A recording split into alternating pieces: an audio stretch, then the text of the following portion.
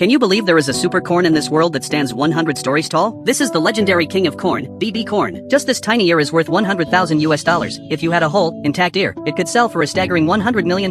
Legend says this corn originated in the gourmet world. A single kernel, when popped, creates enough popcorn to feed 100 people. With a mighty howl from the battle wolf, Terry Cloth, the clouds part, revealing a massive cornstalk piercing the heavens. Toriko is hyped. He leaps into the air and unleashes a full power chop at the stalk. Result? Just a little white mark. He didn't even break the skin. It looks like they need teamwork. Man and wolf start working together to peel back the husk. Once the outer layer is off, there's a thick layer of corn silk, but the scent wafting through that silk is already driving Toriko crazy. It truly is the king of corn. Toriko can barely contain himself, chanting, "Nice, nice." Thanks to their hard work, the corn finally reveals its true form. Finally time to eat, right? Toriko uses all his strength to pull the BB corn down, but it won't budge an inch. Turns out, the roots are fused with the entire mountain. Out of options, Toriko strikes with his knife, chopping down hard. But you wouldn't believe it, the stalk is ridiculously hard. Next, Toriko uses a technique he picked up. He jumps behind the corn, focuses all his power, and blasts it with a massive punch. BB corn kernels finally rain down like hail. But just as Toriko goes to pick them up, he notices something chilling. In the distance, another stalk of corn has been sliced completely clean. God only knows how much strength that took. Toriko nearly busted a gut just trying to scratch the skin earlier. Who on earth could do that? Right now, he just has to pray he doesn't run into that monster. Now, it's time to make BB popcorn. Toriko heads to the legendary natural kitchen, the Wool Volcano. It's a magma hellscape with temperatures reaching 1,400 degrees. The surface heat alone is enough to turn anything to ash instantly. On the way to the volcano, Toriko gets caught in a ghost loop. The plants here have insane vitality. A sapling grows into a towering tree in just 3 minutes. Toriko, who isn't great with directions, gets completely turned around. Luckily, Terry had been marking his territory, peeing, along the way, or they would have been totally lost. Toriko gives Terry some well-deserved head pats. After a long struggle, man and wolf arrive at the volcano at dusk. The ground is so hot they're doing a tap dance. This place is the real deal. Toriko takes the corn to a relatively cooler spot, but the corn doesn't react. It won't pop. No choice. Toriko takes Terry into the 300-degree zone. He's sweating buckets and chugging water like crazy, but the BB corn still won't budge. Toriko has to go deeper. The scorching sun plus the geothermal heat has them drenched in sweat. They enter a 1,200-degree environment. It's like a blast furnace running at full power. Their bodies are screaming. Finally, after relentless persistence, the corn erupts with golden light. With a deafening boom, the entire landscape is instantly conquered by popcorn. This popcorn is softer than cotton candy, and a single piece provides 100 servings. Terry, who has been hungry for a month, is finally ready to feast. But before they can take a bite, a hurricane-force wind tears through the sky. All the BB popcorn is suddenly sucked up in one breath by a mysterious man using a straw. Toriko is furious. All that hard work, just for someone else to steal the loot? The arrogant man standing before them is none other than Grinpatch, a vice chef of the evil organization, the Gourmet Corp, Vishakokai. The straw in his hand is made from the proboscis of a devil mosquito. With that tube, he can suck dry a 100-ton beast in 3 seconds. The guy's lung capacity is god tier. He takes a deep breath, and even Terry, standing 100 meters away, is almost sucked into his stomach. Toriko intervenes just in time to save him, or Terry would have become a snack. This crosses the line. This guy is an enemy, and Toriko is ready to show him what's what. Toriko instantly unleashes his signature move, 10-fold nail punch, 10-run cookie punch. It collides head-on with Grinpatch's breath bazooka, air shot. Both men hit the dirt. Grinpatch stands up, dusting off his back like nothing happened. Seeing such a strong opponent, he actually smiles. He thinks this guy is worth fighting. Toriko, however, is in a bad spot. The 10-fold nail punch drains massive stamina, and he can't use it again immediately. Worse, Grinpatch figures out Toriko's weakness. He has no range. As long as he keeps Toriko at a distance, Grinpatch is invincible. Grinpatch becomes a human Gatling gun, spitting air bullets relentlessly. His legendary mouth cannon is on full display. Toriko is totally overwhelmed, with no chance to counterattack. But the stronger the opponent, the more Toriko evolves. Suddenly, a blue flash. 4 holes appear in Grinpatch's body. Is it an illusion?